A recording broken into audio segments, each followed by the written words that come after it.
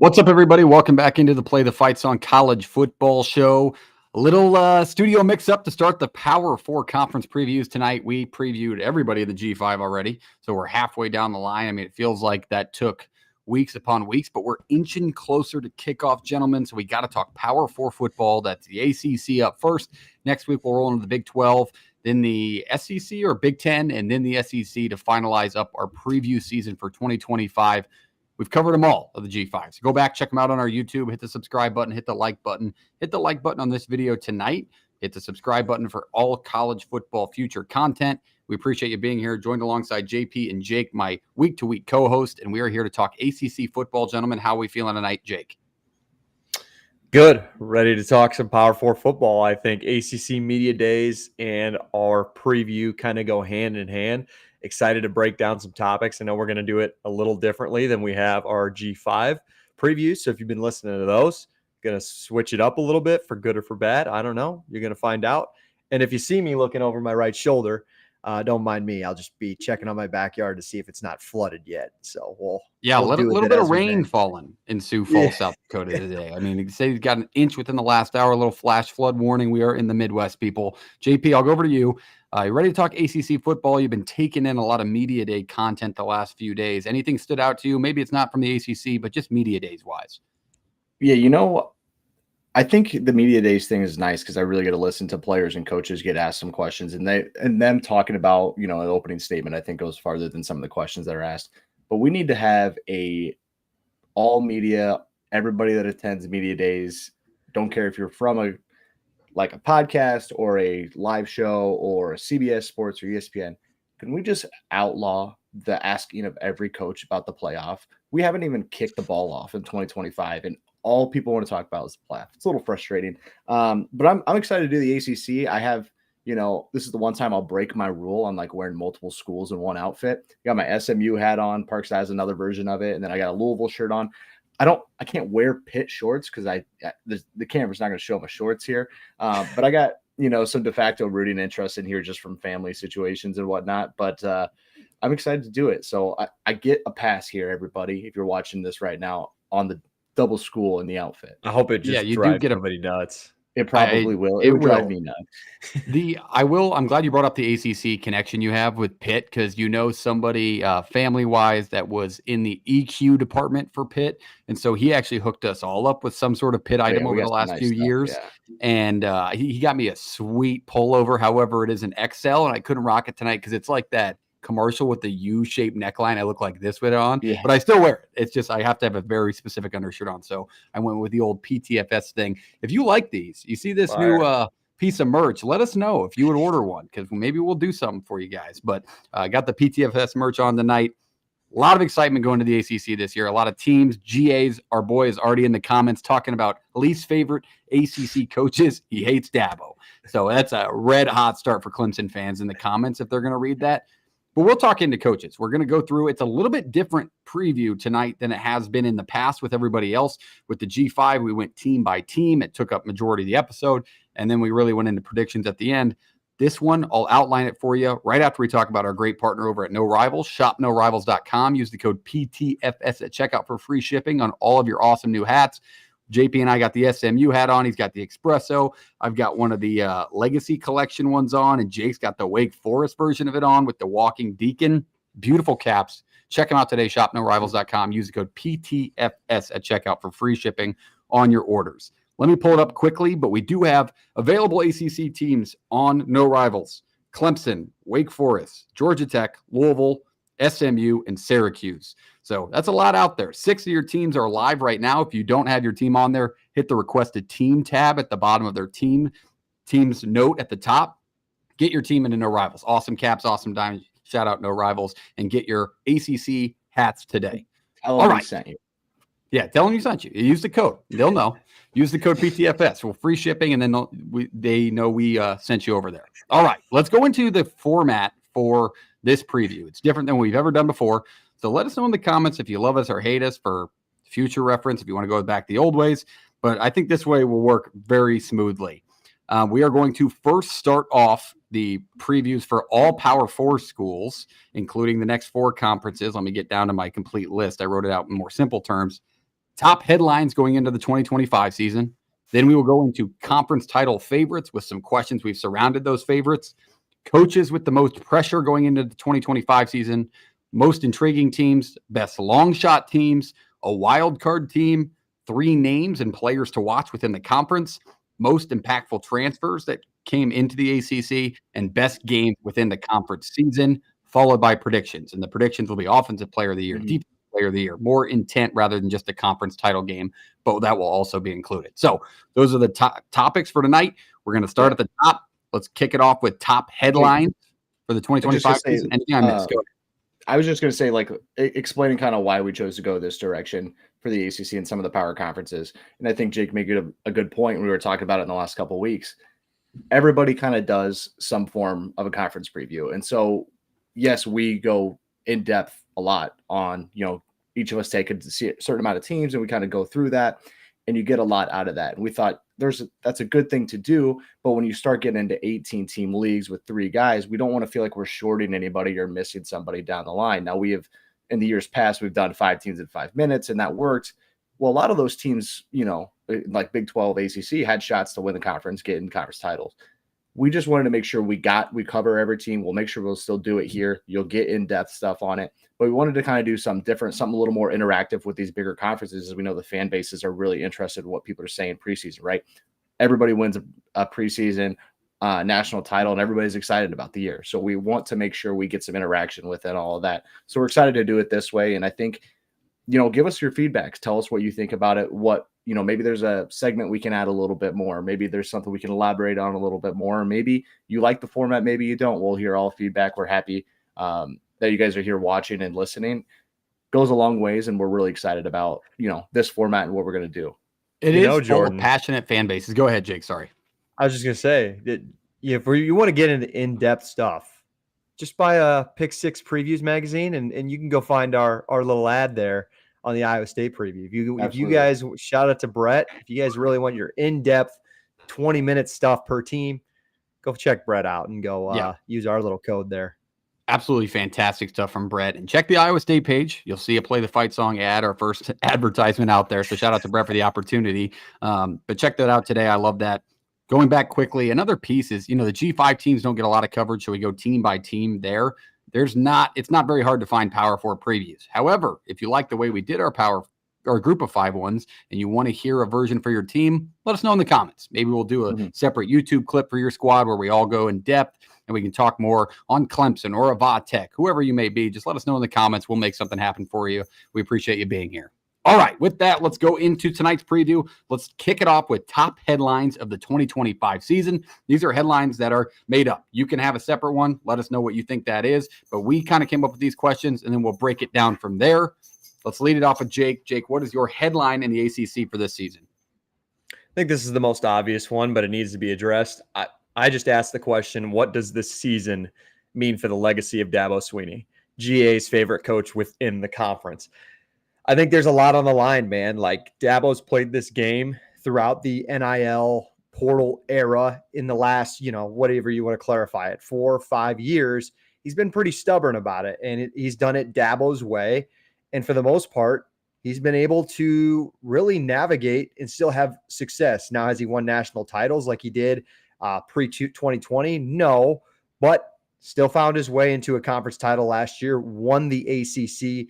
And now everything kind of comes together. I know we'll probably get into Clemson a little more at some point in the show, but they return so much. They probably return the most veteran-led quarterback outside of Drew Aller and Cade Klubnik this year. They have first-round draft picks up and down the board, and it really is like national title or bust now. If he at least doesn't, I'm not going to say as much as national title, but if they don't even make the semifinal in the CFP, I see it as a failure this year. I would love to hear where other Clemson fans see it at, but it's now like, okay, he picked up, I think it was 3 or 4 guys through the portal, used it a little bit, kind of tweaked some things. It feels like they have depth. Now it's time to go. Let's see if you really stick to your guns, and let's see if it really works this year, Dabo. There's no better year than 2025 for you. I think Dabo could have fit in another segment of this preview of like the coaches with the pressure, but it's pressure he's kind of brought on himself with how he's handled the new era of college football, like the transfer portal itself. You remember what he said last year when we talked about it in the offseason going into 24, where, a lot of the players in the portal are just not good enough to play at Clemson. Well, when you retain the guys that you did from 2024, it's a really big time prove it year for you. I mean, semifinal or bust sounds like a lot for what the team did last year when they got blasted at Texas. But like those guys are still there. There's high expectations at Clemson this season that they haven't seen since they were coming off national titles. So a lot of pressure on Dabo, but I like the question in general. Definitely a headline that people want to follow. JP, your thoughts? Yeah, I think that's pretty straightforward on what Clemson is and what they're going to be. I think there's a big opportunity in the beginning of the year that they're going to have to address. Like we're going to come out of the gates humming here, and they're going to have to play LSU, right? Yeah, let's say we're going to find out quick. And the thing that is the difference there is that it doesn't make or break the season, but it definitely tells you where they are and where LSU is. Because there's two teams, Clemson probably with a little more hype preseason, LSU a little more question marks. We're going to get a lot out of that. It's possibility they both play great, and one of them has to lose. It's possibly that one of them looks awful in week 1 and then looks great in week 12. Yeah. College football fans have also had a not historied past, but a recent past of Clemson's played these tough games in week 0 and week 1, the Georgia and the back-to-back years of the kickoff game, and they can get written off pretty quick, and they can turn Clemson fans pretty down and ACC and college football fans in general away from the program, but then they'll kind of always sneak back in that picture. I feel like LSU gives them a better opportunity, but I'm sure we'll dive into Clemson further later on. JP, let's go over to you. Your headline that you came up with for 2025. I wrote down Blue Bloods or New Bloods. And the reason I'm choosing this is because behind Clemson, who fills that void to become the second, third, fourth best team within this conference, right? The Blue Bloods, who you're used to being there, a Florida State, a Miami, or is it the New Bloods? Programs that feel like they're kind of on the rise and can definitely solidify themselves in that situation, Georgia Tech and SMU.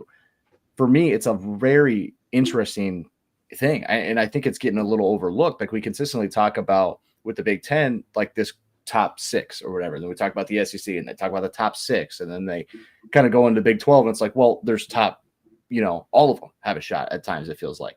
With the ACC, I feel like we don't do that near as much. It's kind of a question mark at all times of who's 2, who's 3, who's 4. To me, it's pretty simple. It's the Blue Bloods are going to, get better and better. Miami's going to take a step up. Florida State's going to take a step up, or SMU or Louisville or an SMU is going to do it. And it feels like it's very new blood versus old blood or blue bloods in this case. So that's a huge question mark for me is if you want multiple bids out of this league, it's got to be one of these two groups that step up. And I find it hard to believe that, it's going to be a mixture. I kind of think like if you're going to revitalize something, blue bloods kind of feed off each other within conferences. They kind of consistently compete against each other, but these other programs are rising and rising fast. In the last 2 years, Miami's 17-9, Florida State 15-11. Obviously, we know how Florida State, went 13-0. Yep. And the SMU 22-6. Now, granted, 11-3 in AAC play over a season ago. Georgia Tech 14-12. Can you tell me who has the best of those three outside of SMU? As Georgia Tech, Florida State, Miami has the best ACC record in the last 2 years.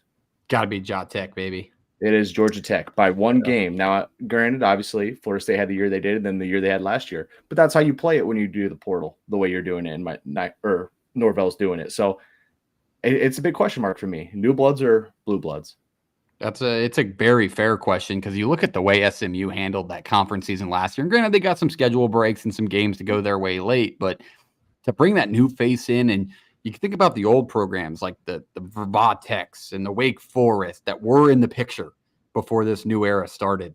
Like, are these programs just going to slowly die off then? Or like they need some of these blue blood, I guess, original ACC or ACC that we can remember teams to kind of get back into the mix. Otherwise, this conference is going to keep kind of falling off in people's minds, I think. What do you think, Jake? Yeah, and there's usually always a new team that kind of emerges and makes a conference title run. It's been pretty chalky as far as who wins the conference. Your Florida States, your Clemsons, but think of last year, SMU came out of nowhere. Louisville, Wake Forest in 2021, Kenny Pickett and Pitt in 22. I think that was they played each other. Okay, that was that year. So it feels like it just you're usually going to get probably your one or two in, but there's going to be another team that kind of emerges between numbers 4, 5, 6, 7, or maybe even 8. Yeah, you think of the college football thing as like just scale nationally, and you look at all four of the big conferences, but Power Four. Think of how close we were to all new joinee like conference titles last year. Think of Texas, Arizona State, SMU was in that game. Oregon won the Big Ten. Like these new faces are coming in and they're not playing around. Like they're winning these damn things. So it's definitely worth the conversation. I like that headline. All right, that's JP's. Let's go to mine. Mine is along the lines of the ACC in terms of the college football playoff, but bring in an independent, which we haven't covered yet or previewed yet, which we will. But does Notre Dame, they play a majority ACC schedule compared to the most. Is this something that a conference should do going forward, or is Notre Dame going to make or break this conference? And these blue blood programs, like you've been mentioning, JP, like, is it going to hurt or help the ACC this season? They play 6 games this year at Miami versus NC State, at Boston College, at Pitt versus Syracuse, and at Stanford. Notre Dame plays. Think of the Miami game week 1. Like that could severely hurt your playoff chances if you're Miami. Think of the upset bids that you have if you're these other programs, because they really drew the back half of the ACC in the preseason. That is, I mean, any of those programs can emerge, especially something like an NC State. But like, does Notre Dame hurt or help the ACC overall where it stands? And will we see them going forward? What do you think, Jake? I think the ACC needs Notre Dame more than Notre Dame needs the ACC. And if they take Miami's playoff chances out of the picture, you're still they've got their own NBC deal. Like Notre Dame is one of the top brands in college football, and it draws usually the most eyes. So you get, as a conference, 6 opportunities a year to put one of your schools on a national scale. Like I remember the Duke, and I think it was the same year, Duke and Notre Dame with Riley Leonard at Duke, like how big of a game that was at night. Awesome game. Notre Dame comes out with that one. I think it was the following week, Louisville at Notre Dame, or Notre Dame at Louisville again. Sorry. And Louisville wins that game. And so there's give and take. Like, I think Notre Dame is probably, they're always going to beat the majority of these ACC teams, but money talks, right? So I think it's the opportunity to get Wake Forest on a national television or whoever, Stanford this year. I think the ACC would much rather have that. Yeah, I think another fighting point for Notre Dame playing these ACC teams on behalf of the ACC is a lot of the opponents that I just mentioned that they play this year are I would call deep sleepers, right? But likely none of them are going to be favored in the game.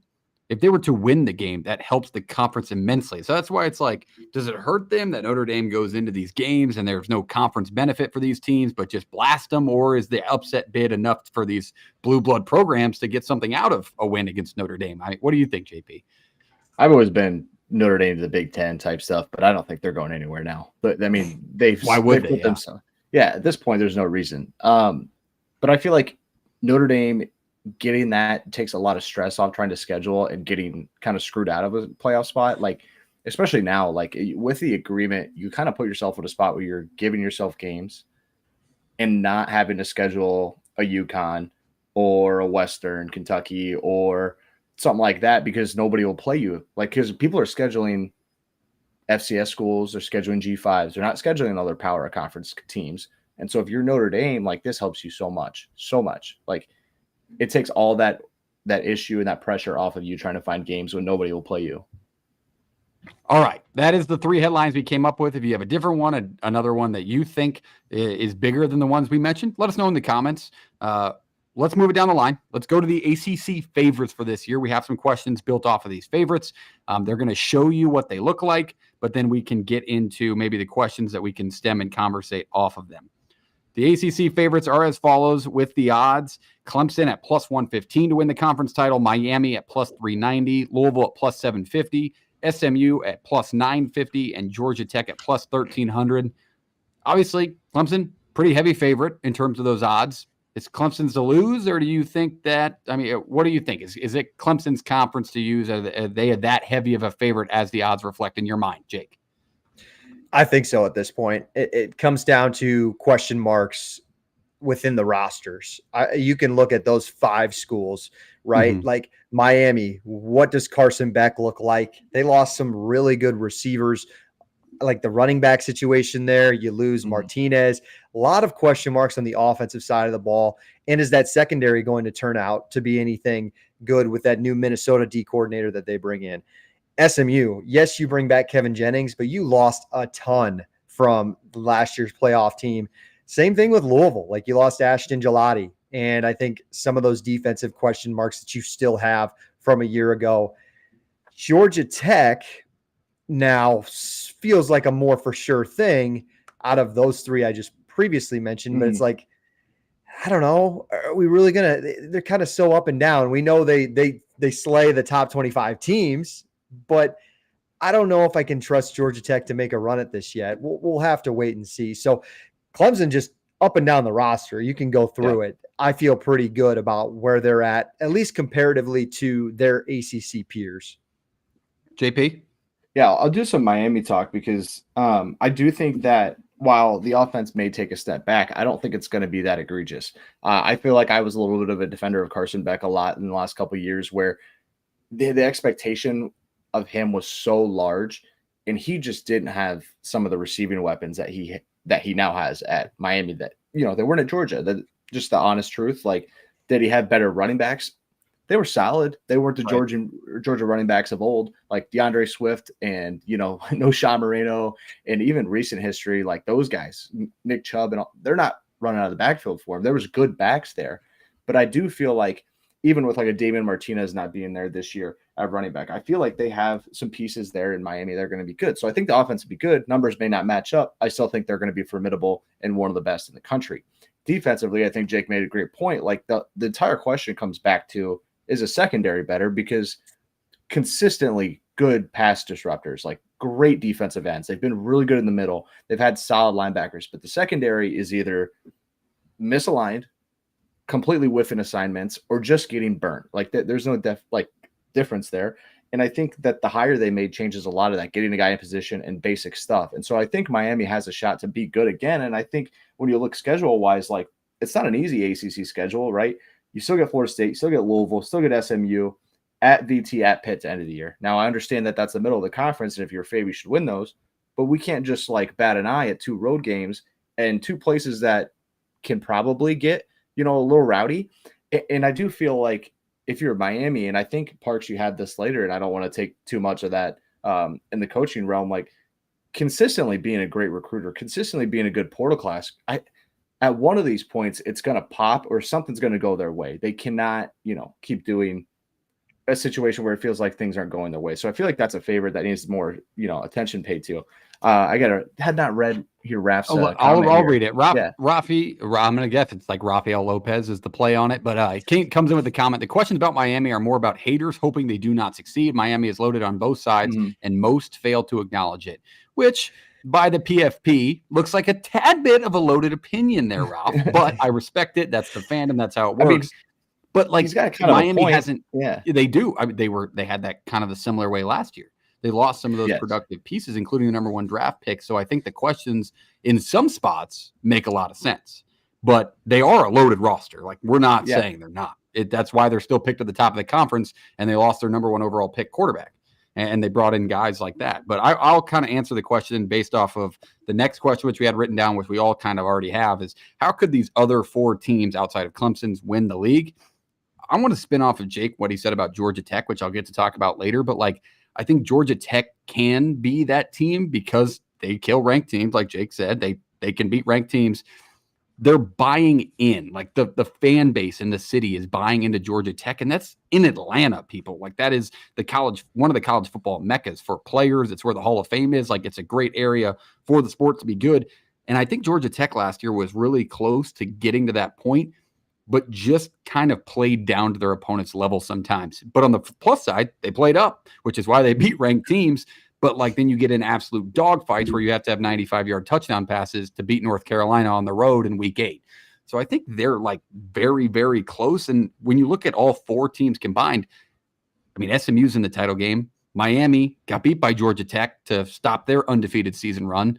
We saw the wins that Louisville had and how competitive they were against teams like Notre Dame, which maybe didn't look competitive in the scoreboard as much as the game reflected, but like these programs are close.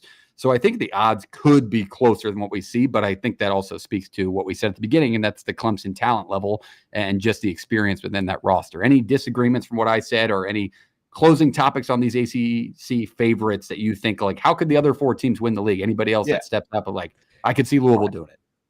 Yeah, I didn't know. That's what you're going to touch on, Jake?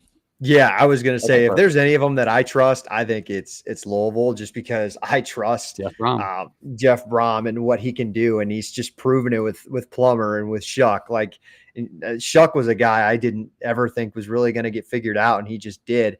And then you get just a loaded running back room, and Chris Bell should be good for them. Colin Lacey, the offense is going to be really good. The defense just has to improve just a little bit. Like, they got to be consistent all year. Remember that team? Like, they lost to a weird team last year, but they also went into Death Valley and beat the tar off Clemson. So like, it's there, and you just got to do it over a consistent basis. Yeah. Going back to Miami quickly in the comments, just don't want to leave our viewers out. Tyler Van Dyke had has high Heisman level numbers before he lost his confidence. Beck is going to do very well. I don't disagree. I absolutely don't disagree. That's why Wisconsin went after him the way he did. He gets banged up, but like, that was an elite quarterback. He had his turnover issues, but fair enough. Beck couldn't be a better fit in that system. JP, your thoughts on the other teams? Yeah, I'll just touch on SMU quick. How SMU wins this ACC is that the defensive loss of people is just refilled and the other stars step up. It's a good defensive secondary. It's pretty good. In the linebacking core, they have some pieces. Now they lose some people that get after the quarterback, but I feel like there's still solid pieces there. So that's how they get back, right? It's just steady improvement defensively and just Kevin Jennings being Kevin Jennings and not making the moment bigger than it needs to be. Yes, they got away with a lot last year in certain games, but that's just how it works sometimes. Sure. But at the same time, if they improve, maybe they stay out of those situations. Also, their schedule is pretty gettable, if we're being honest. Like, that's how they get back. All right. That is the ACC favorites and our little bit of breakdown there and focus on those 5 teams. Let's keep it moving. Let's go into the coaching realm of things within the conference. Let's talk coaches that have the most pressure going into 2025. I mean, this could be for various reasons. Could be schools picked at the top of the conference, the bottom of the conference, maybe a little hot seat involved. Let's talk coaches. Jake, give us a coach that has a lot of pressure on his shoulders going into this season. Yeah, I mean, there's a lot of coaches that have pressure in this conference to like make a playoff run and things like that. But I kind of went outside of the box. I went Brent Pry at Virginia Tech, a guy that maybe kept his job last year just due to the uncertainty of like how the House settlement was going to go. You know, kind of same thing in some SEC schools. Didn't just cut their coach because they didn't really know what the money situation was going to look like. And now he kind of gets to restart. There was a ton of pressure on him. 19 starters came back a year ago, probably the most returning production out of any team in college football. And the ball just didn't really bounce their way. It kind of reminds me as an Iowa State fan of like 2021 when like Brock Purdy and Breece Hall came back. It's like, you play 1-score games. Some years you might have the same talented team and the ball is just not going to bounce your way. But it really starts with like Kyron Drones. They bring in a new OC. You got to make him a better passer, man. He really regressed last year as a thrower. And then I think the biggest win for them was getting West Virginia's offensive line coach, who brings in 2 starters from West Virginia over there. So hopefully the offensive line takes a step forward, but Pry's more of a defensive guy. So he's got to turn this defense around. And it feels like his last hope. I do not think 6 wins really gets it done. I think he's got to get 7 to 8 at least. I don't think a bowl game's just.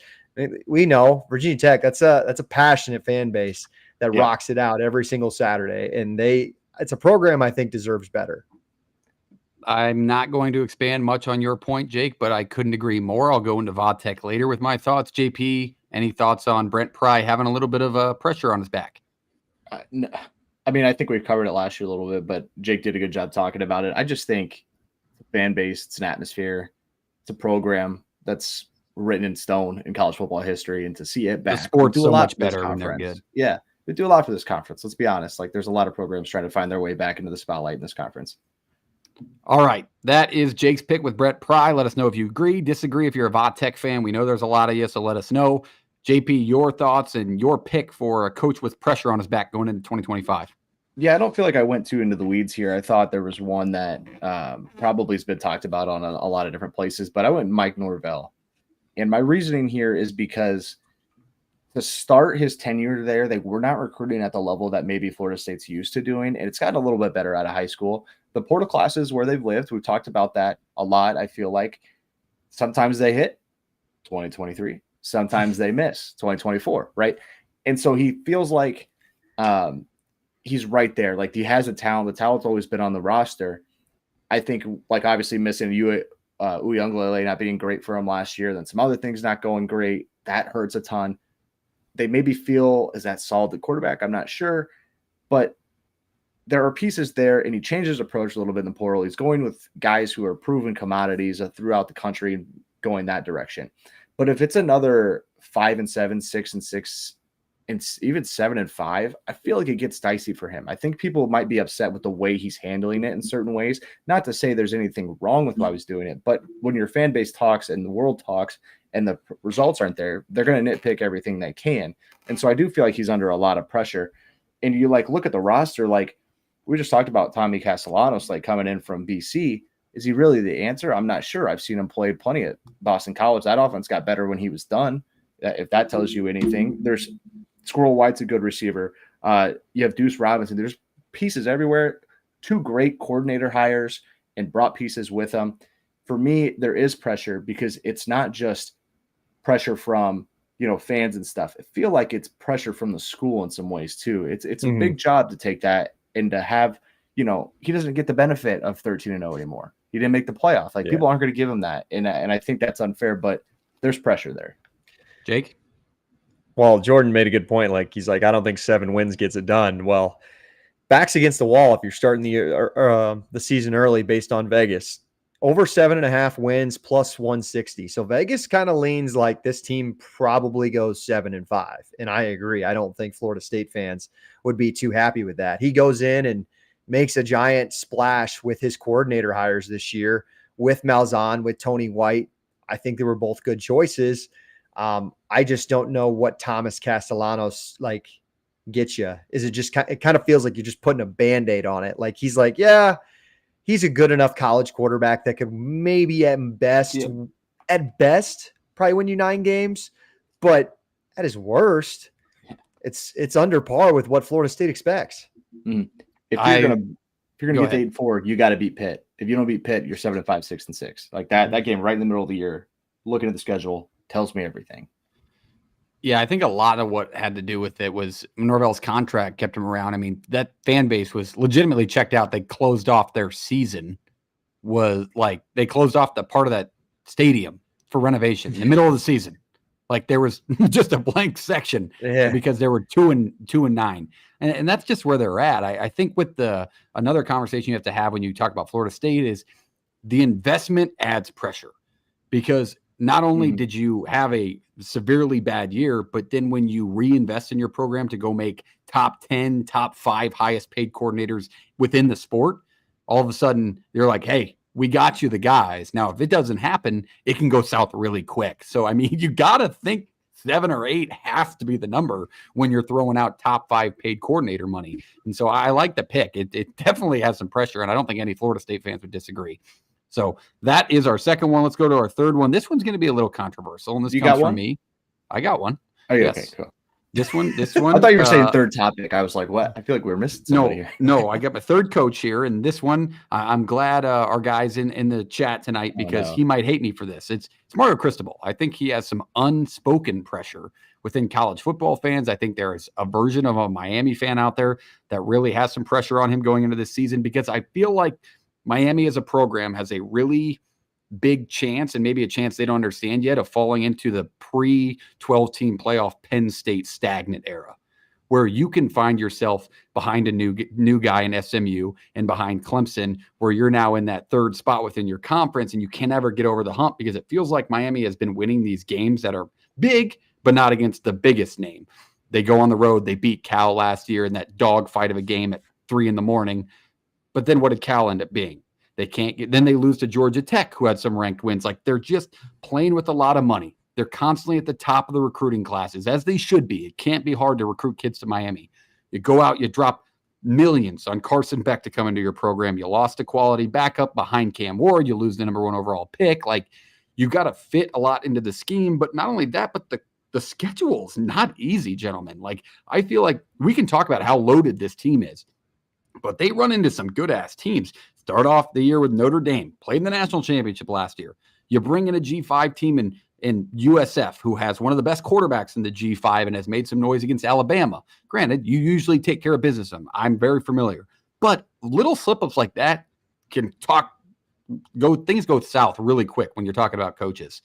Then you play Florida, who you blasted last year, and they're coming for it back this year. And that's a more talented team with a lot of excitement in DJ Lagway. You draw at Florida State, you get Louisville, you go to at SMU. Syracuse was good last year, not expected to be good this year, but could be a dogfight. And then at Va Tech, if things go well there, that's never a tough atmosphere to play in if you're having a successful year, no matter how good Va Tech is.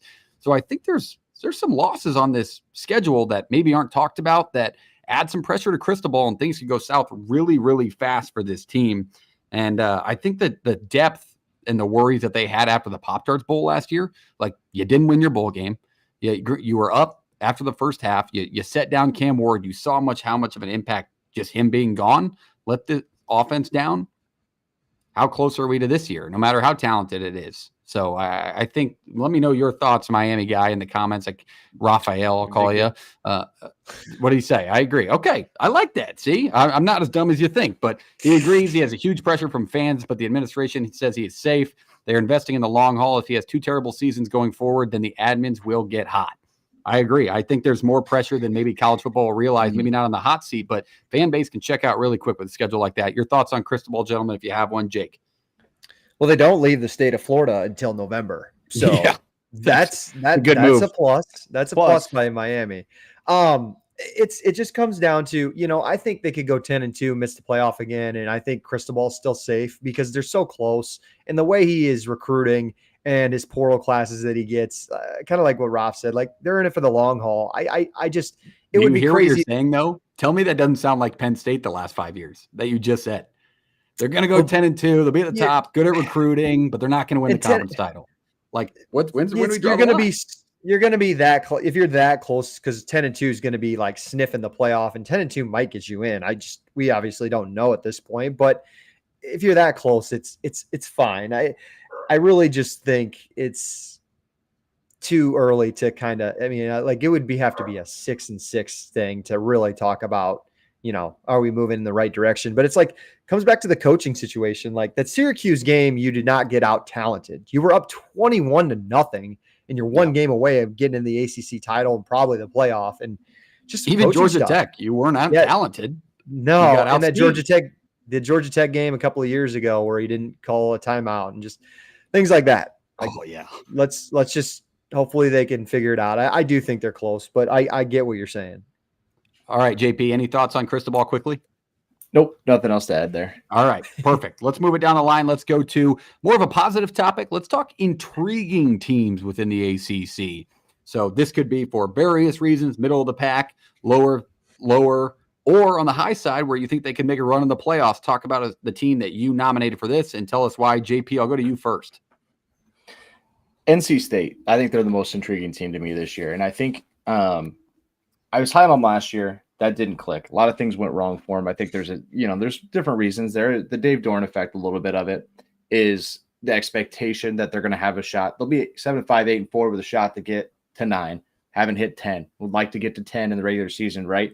For me, it's the offense has a ton of high potential guys at all skill positions. You got Bailey, Hollywood, Smothers, Noah Rogers, a good receiver, Wesley Grimes, Terrell Anderson, and the Jonathan Pryor. Like, there's talent all over the offense. And there's a lot of hope that CJ Bailey is going to be a really good quarterback for them. Like, not like Brennan Armstrong, but like, I think the hope is that he's better than Brennan Armstrong. And I think so. That's why I think the comparison's not as great, because I think the expectation that he's better. He's the next great NC State quarterback. They've had a good lineage of quarterbacks throughout the years there.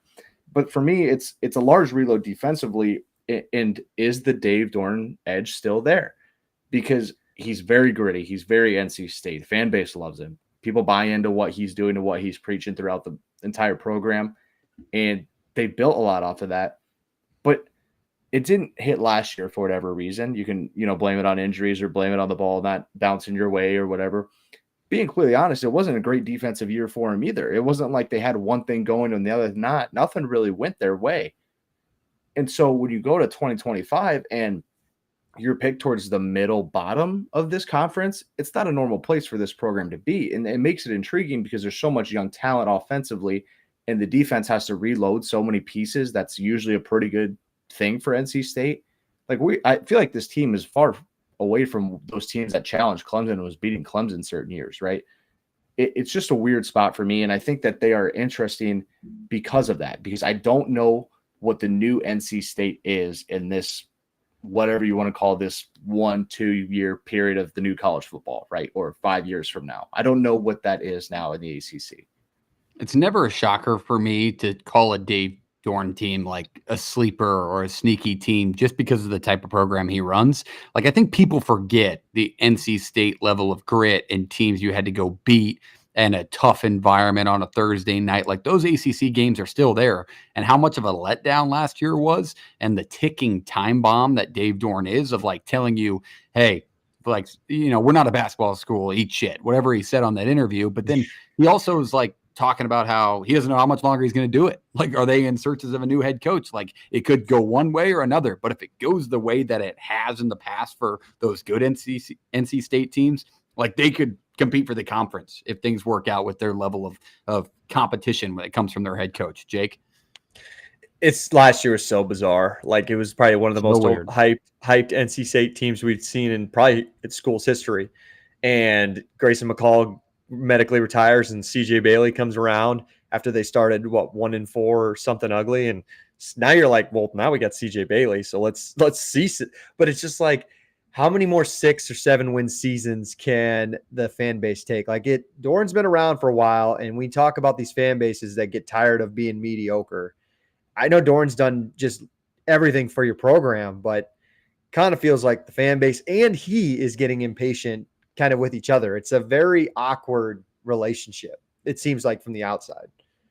Good mention from the comments too. They did lose their top wide receiver from last year. Obviously a massive loss to the NFL draft. Yep.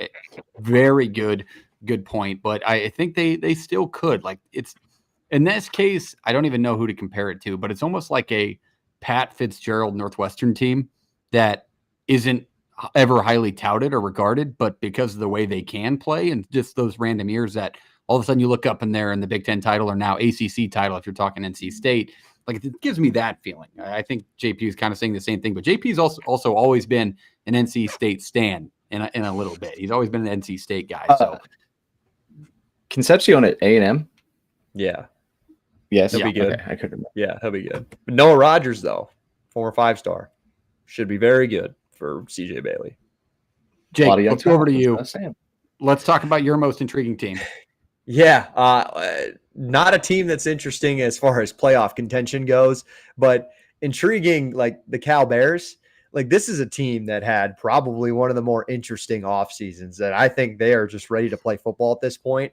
Justin Wilcox has done a nice job with Cal. I mean, his conference record's not great, coming from the Pac-12 and now ACC, and he's 1-18 versus teams with winning records, but it's a hard program to win at. And he beats teams he's supposed to beat. At some point, that's got to count for something. You lost your entire running back room at one point. Fernando Mendoza, he gets a lot of hoopla at Indiana, but we didn't think he was going to transfer. He's the guy who went 98 yards with the boys. You thought that was going to be the culture guy that stuck around. But they had this weird thing with the NIL and then getting Ron Rivera as your GM. And then the fan base and the collective's we're not paying until you let Ron Rivera make all the decisions. So you lost Jack Endries to Texas, just a lot of different things. And on top of that, you get LJ Johnson from some SMU, great running back. You get Devin Brown from Ohio State, but also you get back, and bear with me here, Jaron Sagapulatele, former 5-star. Nice. Remember, he decommits at the last second to Oregon, comes back in the spring. You have maybe your quarterback of the future. I don't know if he's going to play this year, but you have him for, it seems like the next couple of years if you're Justin Wilcox. So if they get back to, the schedule's tough, but if they get back to 5-6 wins, they can build off something, hopefully get the money back, and they can turn this into a good program in the ACC. All right. I like that pick. I think it's definitely a conversation worth having. I'm going to mention another huge transfer they added later when we talk most impactful transfers, because I think it's going to be a part of this team. But people forget, like, it was a great time of the year last year with the Calgorithm going into that Miami game. You get to host College Game Day. Like, it was a program in the spotlight for a little bit. They lost then they cleaned house. Well, they lost 4 games by 9 total points. Like, they could have won 9 games easily last year. They were that close. That's what we call the Nebraska. That's what we call the Nebraska. We're very close. All right. What do you think, JP? Your thoughts on Cal? I think the defense is going to be improved. I really do. They have one of the best at linebacker and Cade Ulave. I don't know how to say his last name. I didn't check the pronunciation there, but works for me. He's really good. They're good in the front 7. Get better in the back end and just limiting big plays. And who knows with the offense, right? So pieces are there. The Brian Harsin hired OC. See if it works out. It's another interesting point. Yep. I think also people kind of write off some of these teams like that. Like, we kind of saw it in the Big Ten form of a college football playoff team with Cignetti last year, where some of these schemes just fit quarterbacks better. I think people forget that. Like, Fernando Mendoza, was he a name you knew going into 2024? No, but now he's going into a successful scheme. Well, we're sickos. We don't count. Going into a scheme like Cignetti did with Curtis Rourke, where he can be that name throughout the entire season. So maybe the Cal's got the same thing, because he was a hell of a player last year at Cal, which is what got him to Indiana. So we'll wait and see on Cal. But I like that pick. Going down the line to my team, my most intriguing team, if you want to take a guess, I mean, it's year 3. We're going into this show. If you're going to take a wild guess, JP, who would you think that I'm intrigued by in the ACC? Mr. Key. Yeah, that would be Brent Key and the Georgia Tech Ramblin' Wreck are coming for the ACC title this year. This team has me pumped, excited. I've always been high on him. He came in, I think people forget, when he came in as an interim head coach a couple years ago, he still rattled off 4 ACC wins. Like, he knows how to beat ranked teams. He can win on the road. Bad, by the way, that he was winning. Very bad. Yeah. Of the year that their coach got fired, won 4 ACC games after he got hired in as the interim. He's ranked team assassin. You saw the wins they had last year with Miami. They were undefeated at that point. They probably should have beat Georgia. They had a 2-touchdown lead in that game and then lost in overtime, but we've seen that story before. They returned a ton of production, gentlemen. I mean, they signed the 21st overall class in the country. For the first time, they've been in the top 25 in recruiting rankings in a long time. They were top 3 in the ACC when it came to recruiting rankings. And Brent Key's really honed in on this state of Atlanta, he calls it, territory. And he's kind of competing with teams like Georgia. And when you do that in recruiting, you usually turn out pretty good football teams. They get Clemson at home early on the schedule. They play them week 3, I think it is. And then they avoid some big ACC teams on the schedule. They avoid SMU. They avoid Louisville. They avoid Miami this year. They avoid Florida State if they can be much better. But this team can do it. I think they're good experience on both sides of the ball. I think people don't highlight him enough, but Jamal Haynes is back. He rushed for 1,000 yards both of the last 2 seasons. Really good receiving threat in their passing game too. Haynes King is back, which of course we'll talk about later in the show. But the team has experience, a lot of weapons, and a coach that knows how to beat ranked teams. That's a recipe for success, so they intrigued the hell out of me, which is why they're picked towards the top of the conference. I think they could win the thing and sneak into the college football playoff with maybe a win against Georgia to end the season. Creates a lot of conversation. Your thoughts on the Yellow Jackets, Jake?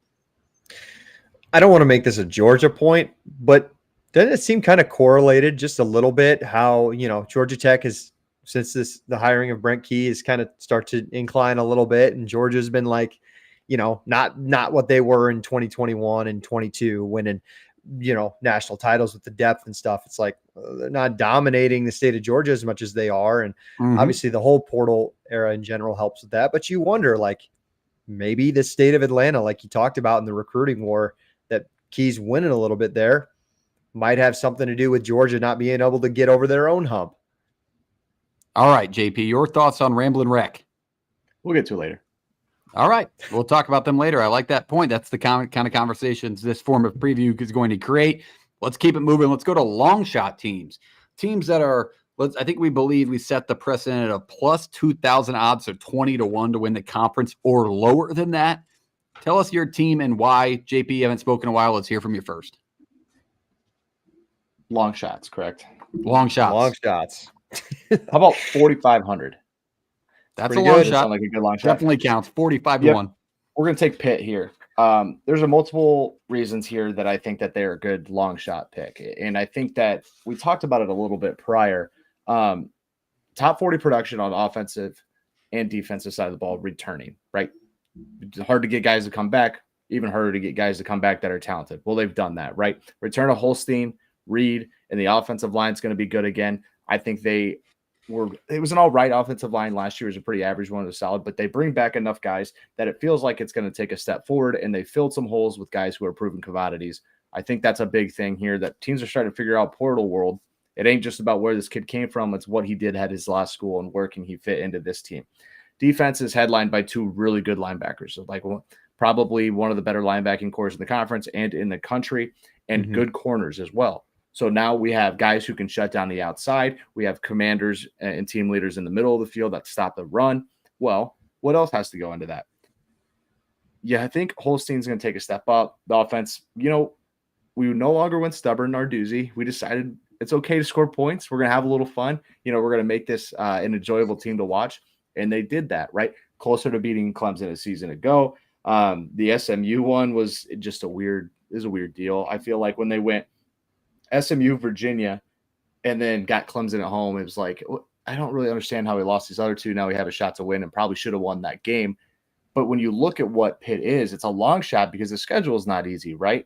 You get Florida State, you get Georgia Tech, you get NC State, you get – I understand it's not like a big deal for the standings, but you still have to play Notre Dame. You still have to play Miami. Like, it's a tough schedule, but it's a long shot because I feel like if the defense improves again and you get the same production out of the offense and they don't beat themselves, that usually Narduzzi teams don't, there's a shot this team wins 9 games. And that may get you there if one of those losses Notre Dame. Like 2 conference losses may get you into an ACC title. That's just how the world works now with the way the conference sizes are. But there is a real shot here that's a long shot to pay attention to. And so I wanted to highlight that, but it does predicate a lot on everybody taking a step forward. And then you got to win a lot of tough games. And we know how tough that is in college football to win a game, let alone tough ones consistently. I will make one good point about Pitt. Maybe their fans will agree. Let me know if you do agree. If you're a Pitt fan, build your own stadium. Get them out of Heinz Field immediately. Or whatever the hell the stadium's called now. But I think they sell it out pretty well. They got a good fan. I don't know. They don't sell it out. They sell it out. But it's a good attendance for a city. All right, so fill up your own stadium. Make some money off of it. Let them compete a little bit and not get guys like Eli Holstein. Let them get some bigger names. However, hell of a quarterback. And I like the topic of Pitt because I think people forget about them last year. And after the backyard brawl, like this team was 4-0, 5-0, and then all of a sudden, skidded down the line at the end of the year. But like they have the talent to do so. So if they can get over the hump and stop those week 8, week 9, week 10 losses, and all of a sudden they're winning 9 or 10 games, here they're in the top of the conference rather in the middle of the picture. So it's a fair point nonetheless. Jake, your thoughts on the Panthers?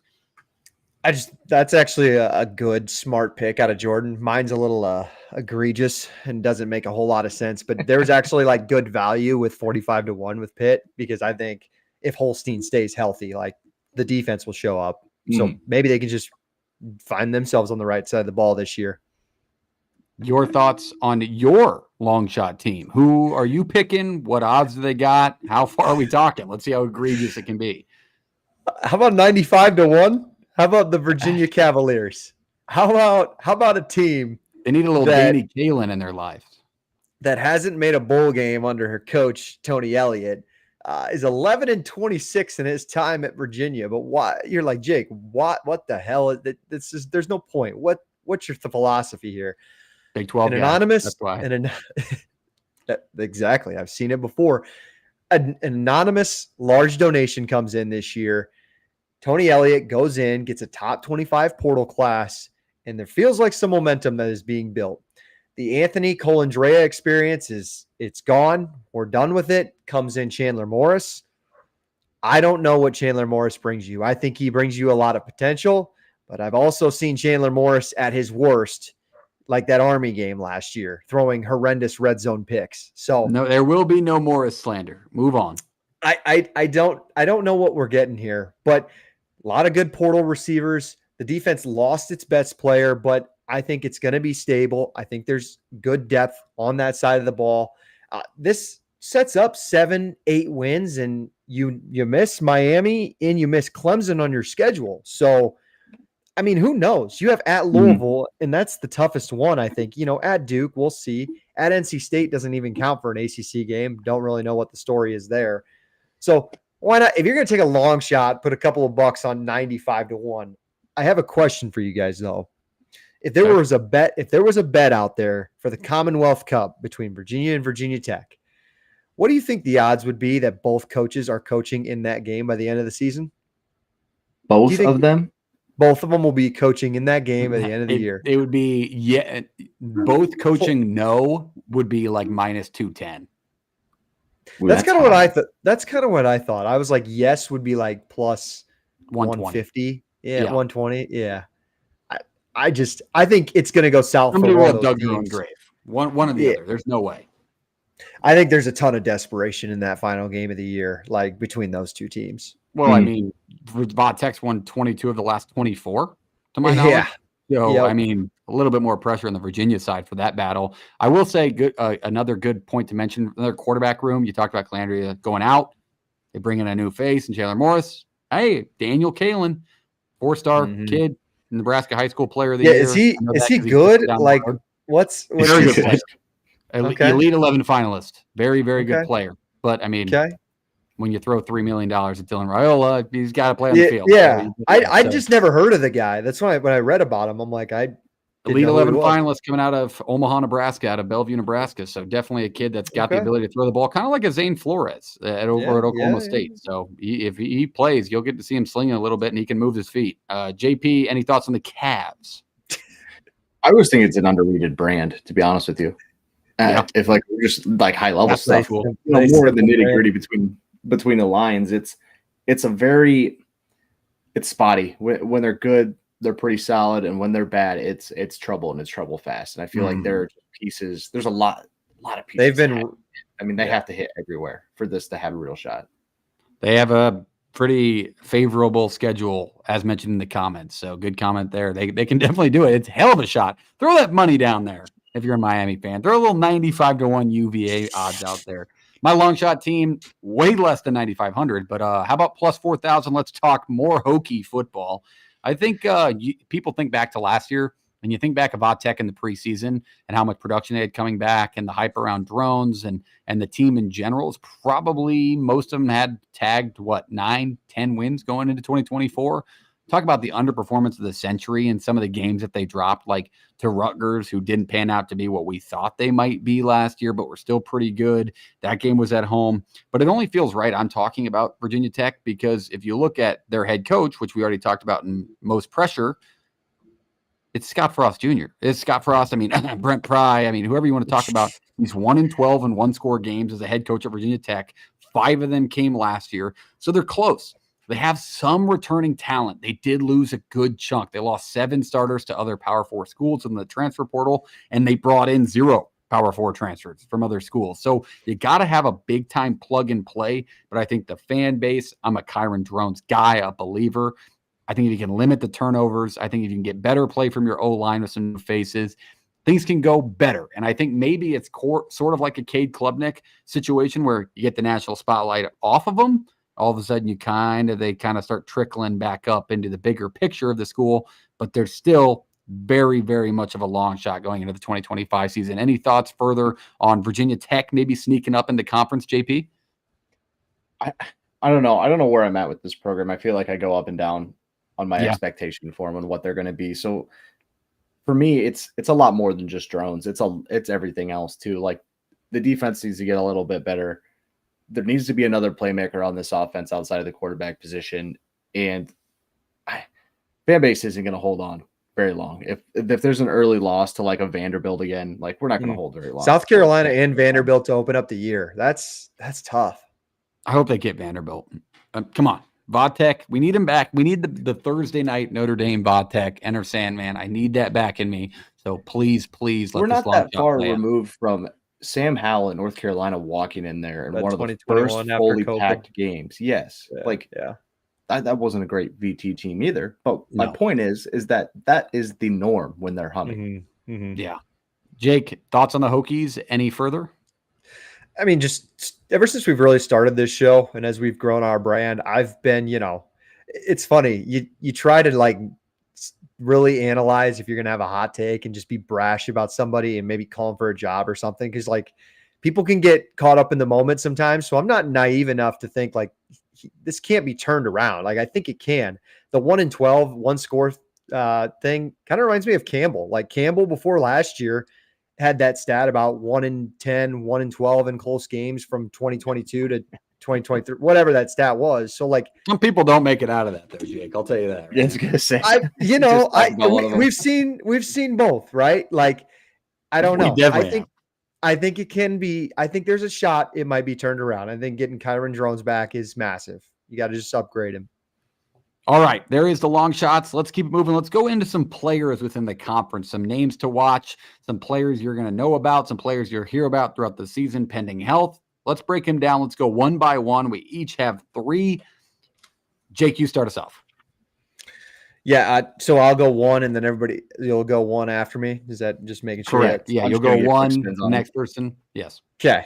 Perfect. I'm gonna go a sophomore running back that took the conference by storm last year, and it's not Isaac Brown. How about his backup, Duke Watson? Like these could be 2 pairs of running backs that both are all conference guys. Both were freshmen last year, fellas, just running all over the field. When you think of Jeff Brom, you might think quarterback throwing the ball out, but like Duke Watson's a name that you need to know because I think everybody knows who Isaac Brown was last year being freshman of the year.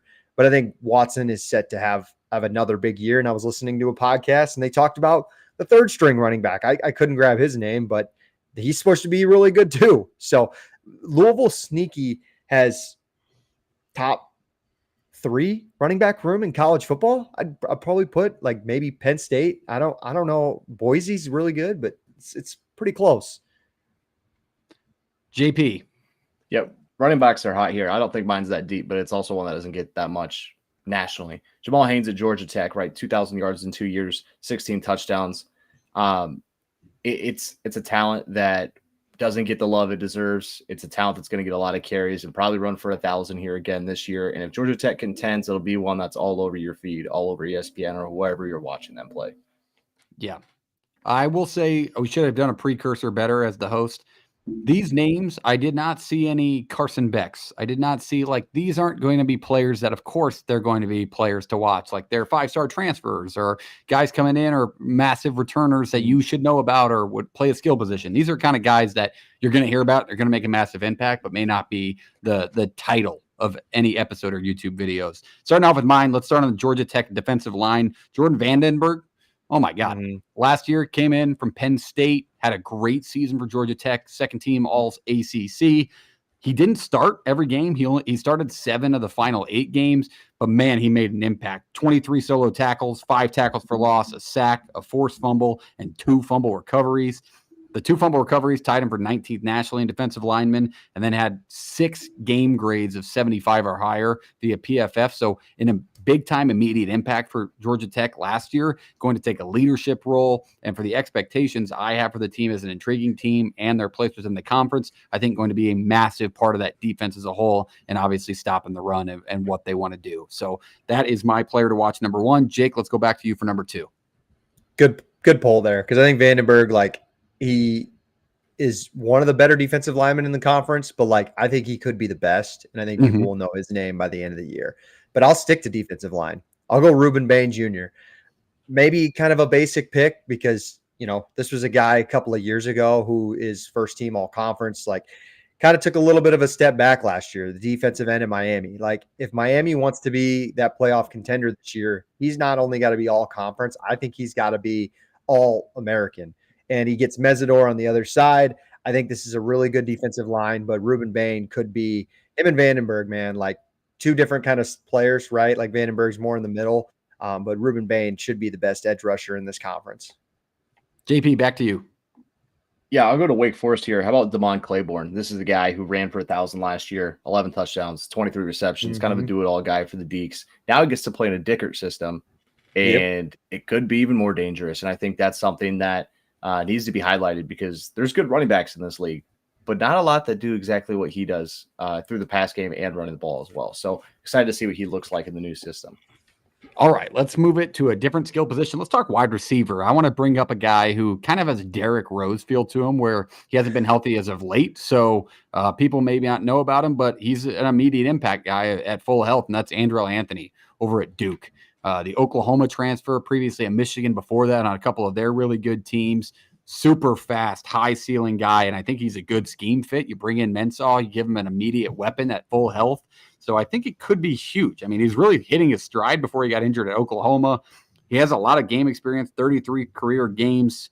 He's only started 6 times, so I think he's going to be more of a focus target late in his career as a graduate senior. But 761 yards in his career, 4 touchdowns, 2+ catches 7 times, and 4+ catches 5 times. So a guy that hasn't gotten the targets, I think he gets him. So he's going to be a name you need to watch because with Mensah in the picture now, he's got a guy to get him the ball. So I think Andrew Anthony is in a good spot to have an accelerated, massive season over at Duke. Jake, back to you for your final one.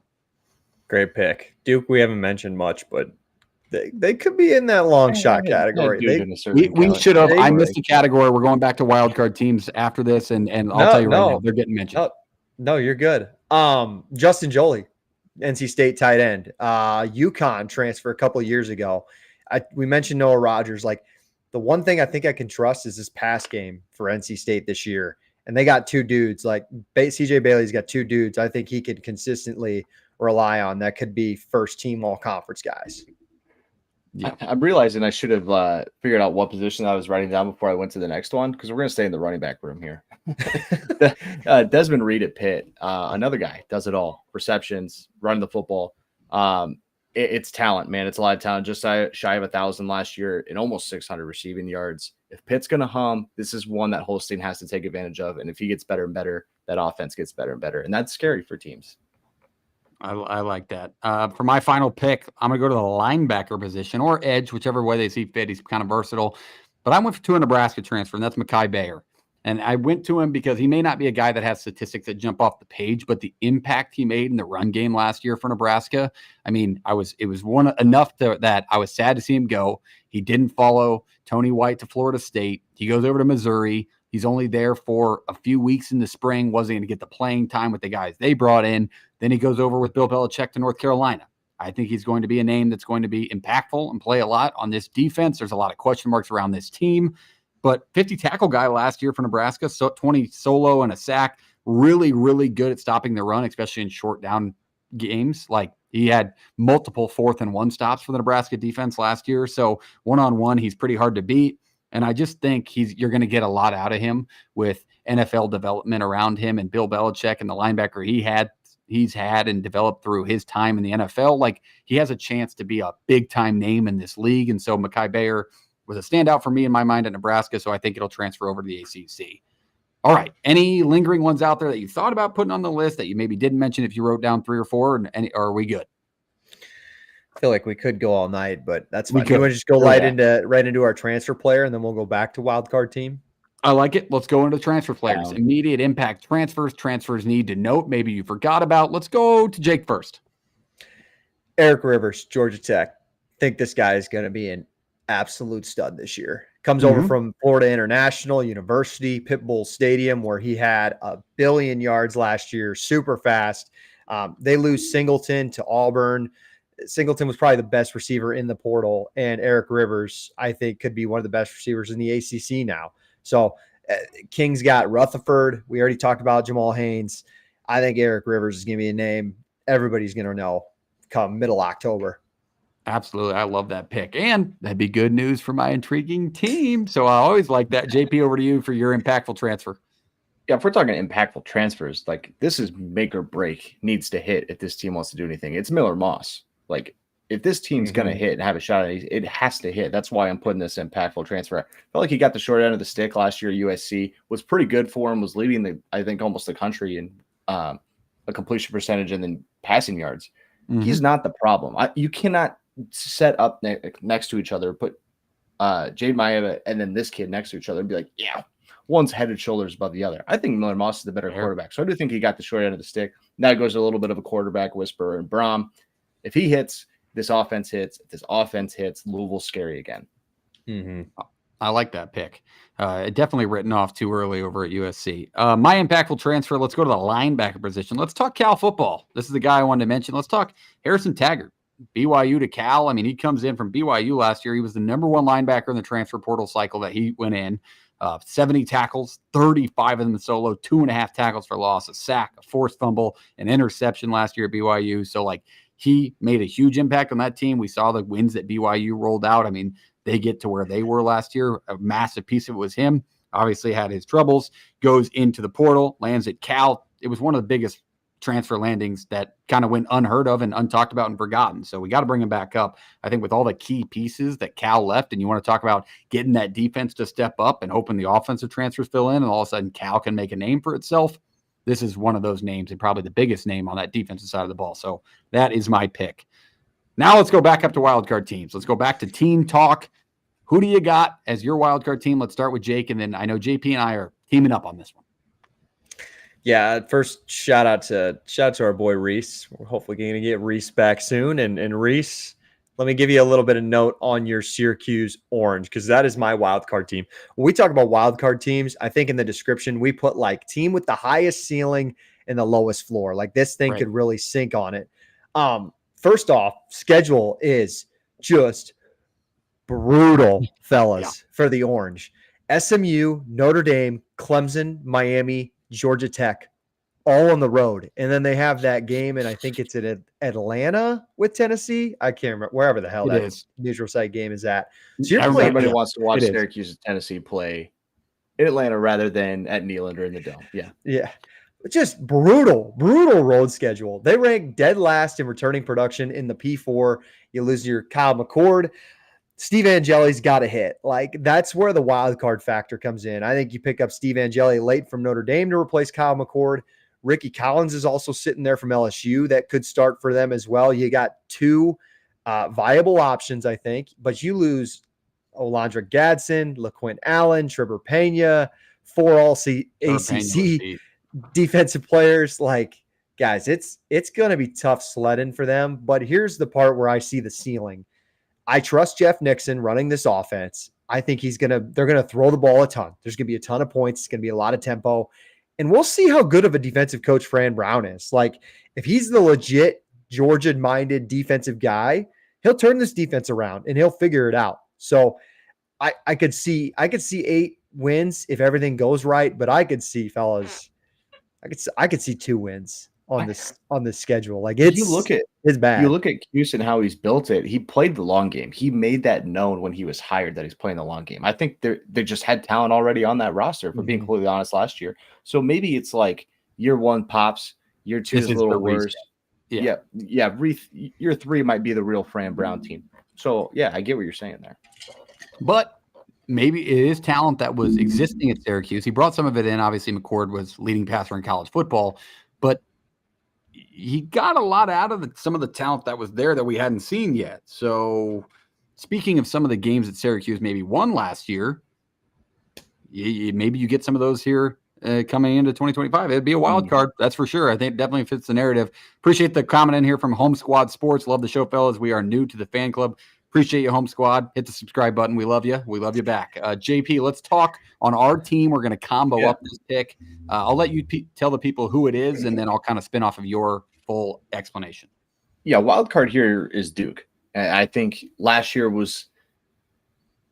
I wasn't super high on that Duke team last year. I think they just even after they won some games by being gritty. They won some games by being gritty, outplaying teams in some spots, and then getting through a schedule. But this team could be better with a worse record, or it could be better and have a shot to get to the ACC title. I'll tell you why. Schedule is gettable, right? And offensive line is the definition. Here's why it's a little bit of wild card. Definition of returning production, maybe not returning talent, because they weren't a great team last year running the football and protecting guys. They spent a ton of money to go get Mensa. Obviously, that's well documented. And the back 7 here for the defense, it's good, but like they're missing like the second piece of that. They don't have a second good corner or a second good linebacker, and they don't have a proven commodity at running back as much as you would like to think. Like there's good pieces, but it's a wild card for me. Like they could be good again and have a chance to ACC title, or they could be good again and the wins are 6. Like that's all I'm saying. So like that's a wild card team to me. Is like, this is a good hire, Diaz, but how does it really work out if you're a Duke Blue Devil fan? What's your real expectations for them? Yeah, and my thought for them when it came to ceiling and floor, high and low, we're trying to fit a G5 quarterback into a Power 4 offense. And anytime you do that, it can go really well, it can go really bad. And I don't know if they have the depth behind them, so that's why the floor is as low as it is. But if it works out, and we've seen some success that we've seen from Ensall and the weapons you brought in, things could go really well. And it didn't take a lot of talent that you had on the field last year to get to the spot they were at. And the schedule is where it is, like JP said. So I also agree that Duke is the wild card team that I could see being in Carolina at the end of the year. So that I love that pick out of us. All right, that's the wild card teams. That covers all the main topics we wanted to talk about in the ACC. Let's go to official predictions, and these are going to be a little bit more thorough, just like I pitched at the beginning of the episode. But before we get to official predictions, I want to remind you to Shop No Rivals, our great partner over at shopnorivals.com. The best hats in the game. We're all wearing them tonight. SMU Legacy Collection on my head. JP's got the SMU Espresso. Jake's rocking the Wake Forest with the Demon Deacon. Check those hats out today at shopnorivals.com and use the code PTFS at checkout for free shipping on your order. Awesome hats, awesome designs. Look at them today. And if you don't see your team, make sure you request them under the Teams tab on the top of the website. Shout out No Rivals, shopnorivals.com today. All right, now let's go to official predictions. Let's start it off with Offensive Player of the Year. Who's going to be the head of offenses when it comes to the ACC in 2025? Jake, give us yours. This might be chalk, but it's got to be Cade Klubnik, right? Like the odds are there, man. I don't know. We're doing predictions, and you want to go bold on some things. It's fine, but like TJ Moore would be another one. Another Clemson receiver would be a guy. Maybe he just stands out a bunch above all those other receivers for some weird reason. But I mean, Klubnik's the one throwing in the ball, so that's my pick. My pick is not as chalky, but definitely a name that everybody knows by now, and that's Haynes King at Georgia Tech. I think that he has a chance to be the Offensive Player of the Year with his ability to run. He improved his passing game last year. If he develops it further, limits the turnovers, and Georgia Tech maybe overperforms and somehow ends up in the conference championship game, it tends to lead that their quarterback probably wins some awards at the end of the year. So I think Haynes King and Georgia Tech will be your Offensive Player of the Year. JP. Desmond Reed. Yep. If that offense hums and he does the numbers he did last year at a higher clip, I mean, it's going to be hard to tell a kid that's doing receiving and running numbers for a team with a good offense. No. Absolutely. All right. That's Offensive Player of the Year. Let's flip sides of the ball. Let's talk Defensive Player of the Year. Who you got on your list? Let's go backwards. JP, you first. Sammy Brown. Clemson's got a couple good guys here in the linebacking core, but there's one here that gets a little more love than the other, right? Wade Woodaz is a really good linebacker. Sammy Brown was one of the highest rated linebackers out of high school.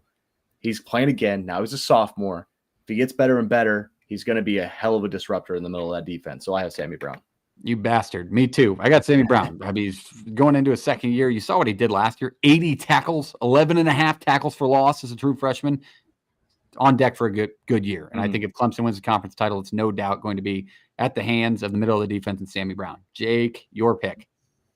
Yeah, good pick, fellas. Sophomore linebacker. How about a sophomore linebacker who was an All-American last year? You're the same for a second. Oh my God. Led his team in tackles. How about Kyle Lewis at Pitt? Yeah. Junior year, I think that this guy, I think he had over 100 tackles. So he outbeats your boy Sammy Brown. So I really do love this. Now, pick. Are those Old Dominion tackles? Are we talking Old Dominion? Like we're giving full tackles on half. No, this is a Pitt defense that I think could be really good. And if they figure it all out like JP laid it out for us earlier in the episode, you're gonna know Kyle Lewis's name. I really do think he's a good pick for this spot. Yep. All right. There is Player of the Year on the offensive defense side of the ball. Let's go to team as a whole. Who's going to win the ACC? Who's in the conference title? You don't have to give us a pick, but who are the teams that are going to be playing for it? JP, you first. Clemson and Georgia Tech will play for an ACC title. JP, it's like you're kissing me in the mind right tonight. That's what I got too, baby. Clemson and Georgia Tech. Ramblin' Wreck. I would love it. It would be great for the sport. Jake, who you got? North Carolina. No, I'm just kidding. I'm just kidding. Oh, I'm just kidding. I got Louisville and Clemson, and I think Clemson beats Louisville. But I would love to see that matchup again. These two teams will see each other in early November, so maybe my pick isn't very doesn't have a lot of logic to it, but because maybe that just in a weird tiebreaker situation that might kick them out. But I don't know. It's if Louisville can win at Miami, they can afford a loss to Clemson and be in an ACC title. Yeah. All right. I like that. Let's keep it moving. Let's go to conference champion. I'm going to make you pick it, JP. Who you got? Clemson, Georgia Tech in your game? Clemson. Me too. All right. I think Clemson's got too much talent. We talked about how overloaded they are the entire episode, so I think they definitely win the conference. Now let's go down to maybe what could be negative, what could be positive. Give us a hot take for the ACC in 2025. Jake, back to you. Can I flip it to somebody? I don't know if I even have one, to be honest. I got one, and I might get chirped. I might get chirped. Something hot take. We got to say something about North Carolina here. I'm just going for. I don't have. I'm going for clicks here. But I got North Carolina. North Carolina goes 3-9 first year.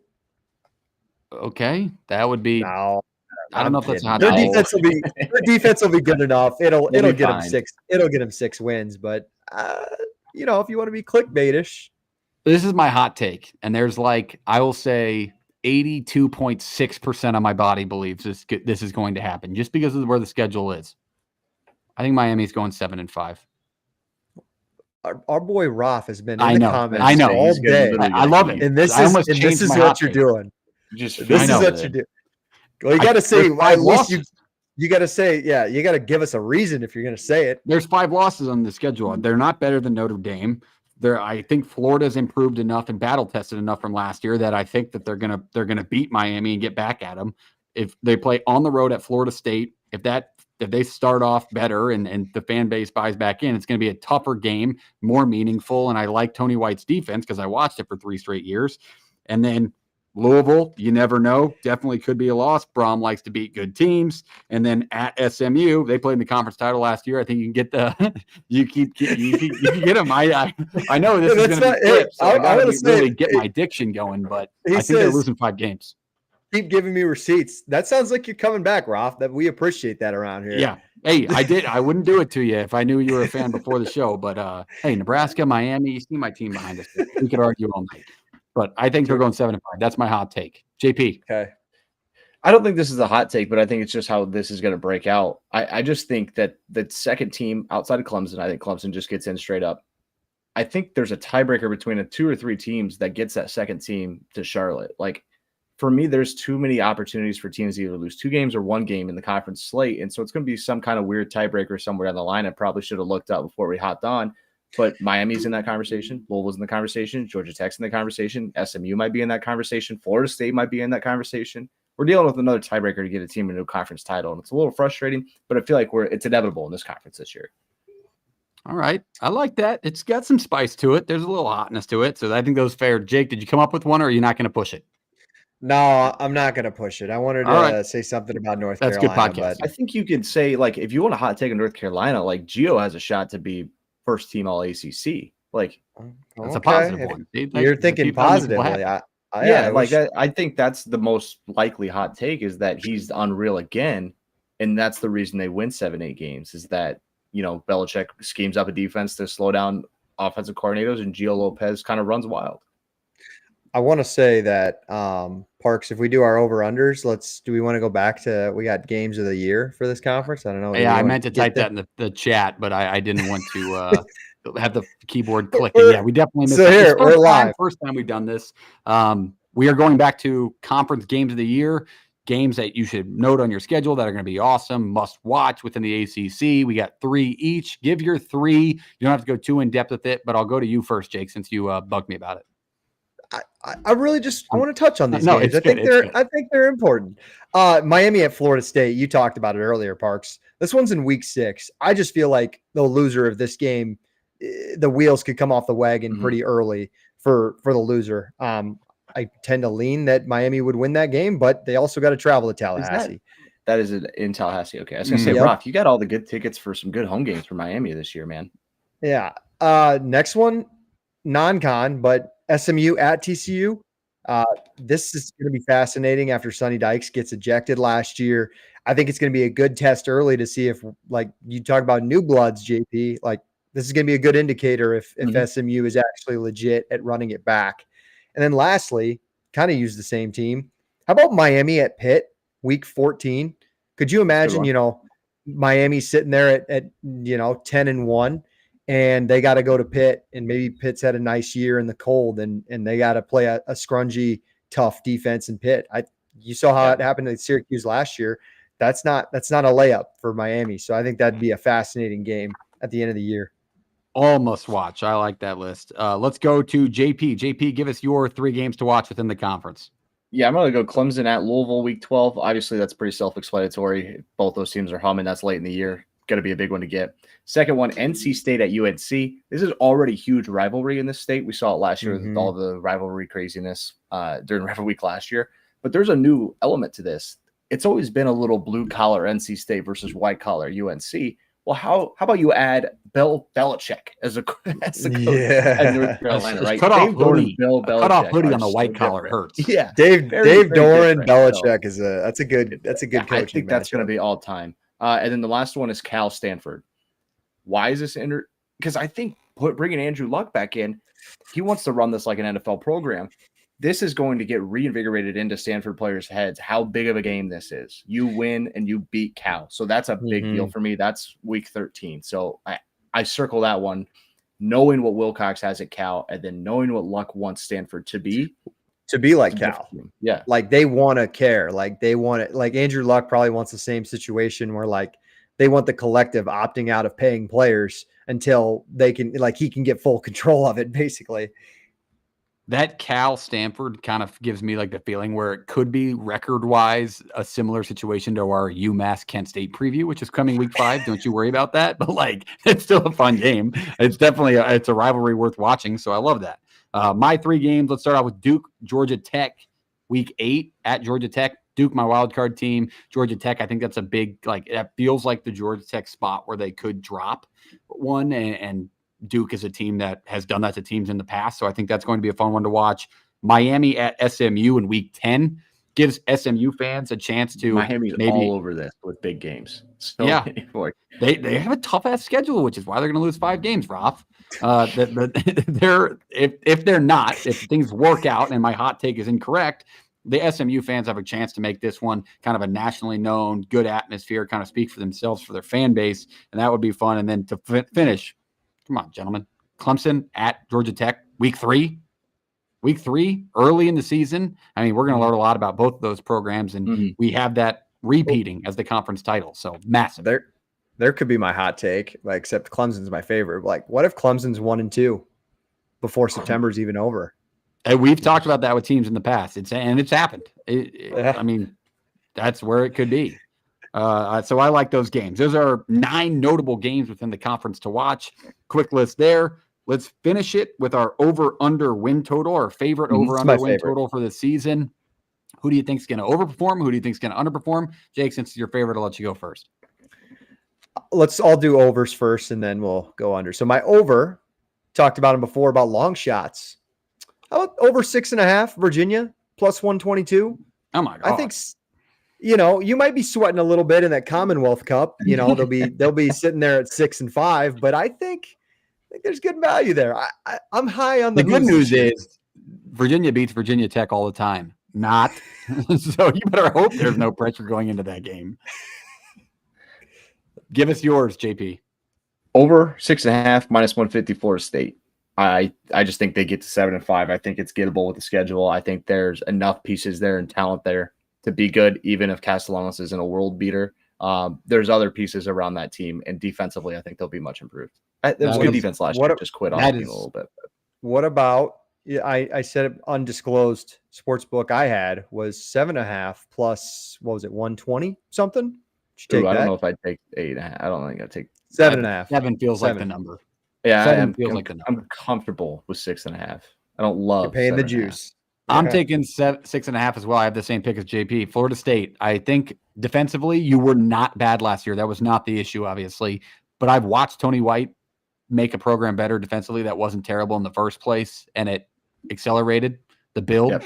And I think that can get them to 7 alone. So I think you plug and play a little bit on offense and take a half a step forward, and the defense will do enough with their exponentially good jump forward. Would you take 7.5? No, I think 7's a number. I agree with JP. Yeah, that's what I said. I think 7's a number, and I would feel comfortable with that. I feel like that's when we could get into those sweaty situations when you get that 8 on the schedule, and then you run into, a Miami or even a good sneaky Brom team or a Duke or some stupid like that on your schedule. All right, let's go to unders. Let's be a little negative. JP, go back to you. Let's let Jake finish it. Yeah, Boston College.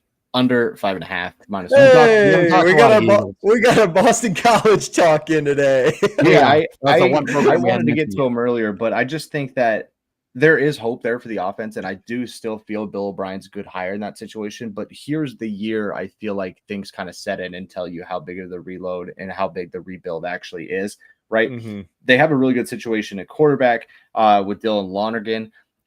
The running back room is interesting. The offensive line is there's too many question marks. And for me, it's hard to find wins on that schedule right now. And so under 5.5 minus 120 is where I'll go with it. I think Bill O'Brien's going to make an imprint there in the next couple of years, though. All right. I like that. I'm going to stay negative with you. I'm going to pick a team at the bottom and really think they sink down. Give me Stanford under 3.5. I think they win 2 football games this year, and I think they lose at Hawaii in week 1. So, and that will start the downturn. Do you have the odds on that? Like I might. It was like minus 115 is what I saw. Might take that. That might be my underplay. Is there a line on that Hawaii Stanford game yet? No, I don't think I've seen one on that. Can I take Michael Elahado over 700 yards in that game? I think that's what I'm going to do. Yeah, I mean, it's possible. It would be a great start. I think college football fans are going to be tuned into it to see if Hawaii can actually be back as well. So I think it'll be a bigger game than as of note now. JP? The Bows are a 1.5-point dog at home. Yeah, see? Look at that. Hammer the Bows. Well, we got to say that for the week 1. Week zero. They started fall camp. Oh, that's right. Let's go, fellas. It is week 0. All right, Jake. Finish the episode. Give us your under win total. Best of the ACC. Yeah, make sure, guys, when you cash this bet, you go over to No Rivals. ShopNoRivals.com and use the code PTFS when you do that because you're going to win some money on it. But you probably are not going to want to buy the hat that Jordan or Camden is wearing because we're going SMU under 8.5 plus 106. I just felt like schedule's tough. You have Baylor and TCU in your non-con. I think they'll split. I don't know who they're going to get, but I think they'll go 1-1. I don't think they'll go 2-0, but I've been wrong before. At Clemson, Miami, Louisville, you go all the way across. Well, I guess you're kind of halfway there, but you do go to Cal. All the way across? Yeah, I was thinking an actual – is a lot. Yeah, I was thinking an actual ACC team hopping across the country, but still got to go to Cal to end the year. Just a lot of what ifs. They lost so much on defense, and I think I don't know. You force or you turn it over 6 times and you win a game like Duke. Like I've just seen this 100 times before. The next year, I don't usually think it goes your way. All right. I think that it's fair. It hurts our hat branding from JP and I, but it's a team that did get away with a lot last year. So it's worth mentioning for sure. And I think Penn State fans would be like, yeah, under. Says we saw some bad versions of Kevin Jennings. So definitely not a dumb pick. All right. That is the entire ACC preview. Let us know in the comments what you thought of the outlay tonight. We got a lot of people in there. We appreciate you commenting, talking to us, watching the show. Make sure you hit the subscribe button, hit the like button. Shop our great partner over at No Rivals. We love you. We'll see you next week. Jake, take us away. We'll see you next week, fellas. Let's play it.